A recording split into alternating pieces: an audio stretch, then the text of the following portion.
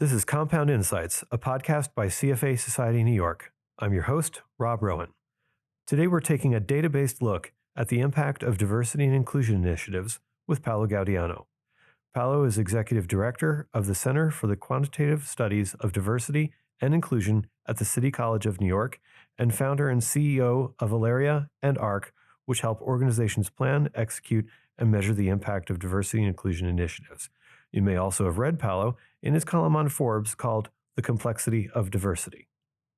He was a professor at Boston University and worked in machine learning back in 1999, which I think is earlier than anyone we've had on this podcast. Paolo holds degrees in applied mathematics, aerospace engineering, and computational neuroscience. Of course. And by the way, thank you for inviting me to be here. It's quite an honor. The work that you refer to is something that I've been doing through both my academic and nonprofit research. And essentially, we use a particularly unique flavor of analytics that combines behavioral sciences and computer simulations. And the advantage of that is the behavioral sciences helps us to understand how individuals react to different contexts, how they behave when they're faced with different situations, and how they interact with people. And then we use computer simulations to combine all of these individuals so that we can capture the kind of organizational behavior that we see in the real world, just the way that it happens in the real world, which is by combining the interactions between people and how they each individually behave. And doing that, we can replicate with a fair degree of accuracy the behavior of organizations. And in particular, what we're interested in understanding is how the policies, procedures, behaviors of an organization itself influence the individual employees, and then in turn, how that influences the success and performance of the organization. In the context of diversity and inclusion, what we can do is we can see how a person's characteristics, be it race, gender, ethnicity, sexuality, how all of those influence their day-to-day experience. And then we can accumulate that to see how that in turn impacts the organization. Mm-hmm. In the context of promotion biases, what we were able to do is to say, look, if we have a company and that company tends to promote people preferentially on the base of gender in this particular case, what would be the expected outcome? What would we expect to see, statistically speaking, at the level of the company if we had this kind of microscopic level bias? Right. And what we found that was very surprising were two things. The first is that if you have even a slight benefit to being male in a company in terms of promotions, what you find is that over time, you get the kind of gender imbalances that are very typical of most organizations out there. Specifically, you'll find that at the very top, this bias accumulates to the point where you have maybe 80%, 90% males, whereas at the entry level, paradoxically, you may even have more women than men because all the guys are getting promoted more quickly. Right. So that was the number one finding. And we were able to replicate data from the Lean-In McKinsey studies, annual studies, showing gender biases and gender imbalances. And we can show that with just one parameter, we can fit very accurately the kind of gender imbalances that you see across many kinds of organizations. The second thing, which was even more interesting in a way, is that we can now play God with these simulations. Right. And we can say, well, what happens if we wave our magic wand and we magically make all of these biases disappear? Right. What will happen? So let's say that we do unconscious bias training, and let's assume that it actually works. Right. Which is a big assumption. Which is a bit of a big assumption, exactly. But what we found was that the amount of imbalance that you can create in, let's say, 5 years of simulated time can sometimes take more than 20 years to undo. Right. And that's, well, I just want to talk about that for 1 second, because that was jaw-dropping in your research. It takes 20 years if you go to perfect today. Exactly. That is jaw-dropping. Exactly. But one of the things that I love about these simulations is that they make it relatively obvious when you look at the dynamics of what is happening in an organization. And one way to explain that is that, in fact, what we see, to be specific, is that if you eliminate bias completely, the bottom levels, let's say you have 4 levels in an organization, from entry level through managers, VPs, and executives, you find that the bottom levels tend to equalize relatively quickly, but the higher up you go, the longer it takes. The reason for that is actually sensible. Suppose that at the VP level, you have 70% men, 30% women, and at the executive level, you have 90% men and 10% women.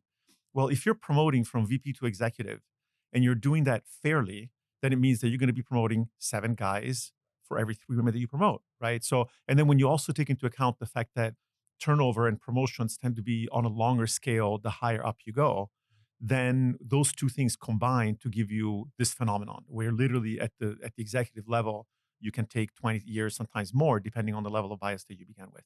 Yeah, it's like this is fascinating in part because, well, this podcast is called Compound Insights because of the power of compounding. What you're talking about is the compounding effect of Exactly. those biases over time. Exactly. Just fascinating. You know, this did make me think about how investment management firms do evaluate their inclusion and diversity. And it does make one of their measures kind of useless. It's when they talk about their employees as a whole, because your Hmm. research does show that you could have a lot of women in the lower levels and still have various significant imbalances at the top. And Correct. that could not be great, although look better on those. Okay, so one of the problems that I have noticed is we look at diversity a lot at investment management companies and not much at inclusion. Um, how should we measure both of those things? That's really a great question. And it's one of the things that we have found that I think is revolutionizing the way people think about diversity and inclusion. And that is, diversity is something that you measure, but it has a number of flaws. The fact that you're bucketing people, there's now, what, 2.5 billion people that can check that box that says Asian. Right. And when we think about it, we realize that inclusion is really what matters more. And there's a very simple analogy or an example that I like to give, which is that suppose that you have a team of 5 people, and suppose that this is the perfect team. Each individual is working at 100%, and as a team, they work at 100%. Now, suppose that you do something that makes one person not feel welcome so that their productivity goes down. What's going to happen to the team as a whole? Well, clearly the productivity of the whole team is going to go down. And if you now do it to 2 people, it's going to be even worse. And then you're going to start to get feedback where the other people have to pick up the slack and they get frustrated. So the point of that is that regardless of whether it's about race or gender or any other personal characteristic, if you fail to be inclusive in a way that causes people to perform at less than peak, then you're damaging your entire company.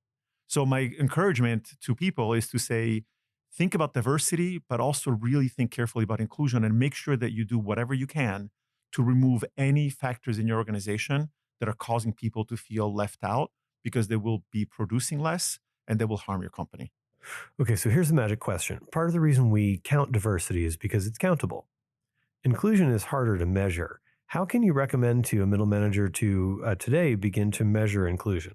That's a great question. And we've come up with a way, and we're more than happy to let people use it for free or we can help them. But it's basically realizing that inclusion comes in particular categories. And we've identified what we call the 9 categories of inclusions. There are things like promotion and career advancement, compensation and benefits, life work balance, and things of that sort. Mhm. And what we can do is we basically ask each person in the organization 2 things. One is, how often do your personal characteristics impact you in each of these 9 categories? Mhm. But secondly, we ask you, what is the source of that impact? Is it corporate policy? Is it leadership? Is it management? Is it your peers? Is it your clients, et cetera? And when you do that, you can get a very, very detailed kind of an X-ray of how included or excluded people feel in your organization. And that can guide both the kinds of initiatives that you're going to choose, but it's also something that you can measure on an ongoing basis. So let's say you do an initiative tomorrow because you find that African American women are feeling disrespected at work. Well, you can do some kind of a training course and then measure it again 3 months later. You don't have to wait 6 years until you've hired 20% more people. So that's what I would encourage people is really think about. And we have a free white paper on our website. Anybody can download it. And I'd highly recommend that people start thinking about inclusion and how to measure it. Um, a lot of people are talking about in investment management terms about one of the reasons for initiating these types of policies is the benefit that a firm would get from cognitive diversity. And what are your thoughts on that as a carrot and So, stick, so to speak? yeah, I mean, there are more generally, I will start with a slightly more general lens on this, and that is people are looking for that silver bullet. Right. They want to find the one thing that will fix things, that will make it better. And the same is true when it comes to explaining why diversity and inclusion are valuable to organizations. And in your context, one of the things that people will say is that, well, if you're, for example, if you're catering to a community or a marketplace that has high diversity, then you want to have diverse people on your team that can understand those people. Or another one is you need to have a diverse team so that you can evaluate different kinds of options, come up with different ideas. Essentially, it's like diversifying your portfolio, and that will potentially lead to superior results. There are other aspects that people often talk about, such as the ability to both attract and retain talent. So if you have a company that is very heavily male and very heavily white, it's going to be really difficult to recruit people that are not male and white. And even when you do recruit them, it's going to be very difficult to retain them. Right. The reality is that you need to look at all of those pieces together, because if you try to focus on just one of them, whether it's just the kind of diversity, such as cognitive diversity, or whether it's that you're looking at the impact on the choices that you make in terms of investments, then you're falling short. Because what's going to happen is that, let's say that you say, hey, I'm going to bring onto my investment team, I'm going to bring an African American woman. What's going to happen is that if your company is not geared so as to welcome the person and to allow that person to perform at her peak, then it's going to be, quite frankly, a waste of money and a very frustrating exercise, Right. because you'll find that the person will not be able to contribute the way that you expected. She may end up leaving a short time thereafter. And then, unfortunately, what will happen is that there will be both a potentially negative reputation on the outside, but also within the firm. I've seen leadership that says, oh, see, we tried it and it didn't work out. Right, right. And I think it is important. I saw this in a lot of your research was that there is a big difference between attracting and retaining. Absolutely. You can sign people on for 2 or 3 years. That's pretty easy. Getting them to stick around, that is much harder. Yes. Well, so most of the people who listen to this podcast are charter holders who have some number of years of experience in the business, and they probably don't have a lot of control over their firm's initiatives. But if they are middle managers. So if you are a middle manager, what can you do right now to gain traction for your group or your firm? There are many, many things that we can all do as individuals, because ultimately, one of the things that I tell people is that when we think about the diversity of inclusion and inclusion of a company, it's not as if the building sees, oh, look, there are black people coming, let's shut the doors, right? I mean, Right. it's people. People make up an organization. And from that perspective, every person from the janitor to the CEO have some influence on the experience of individuals within the organization. So each of us can do several things. One is on the personal level.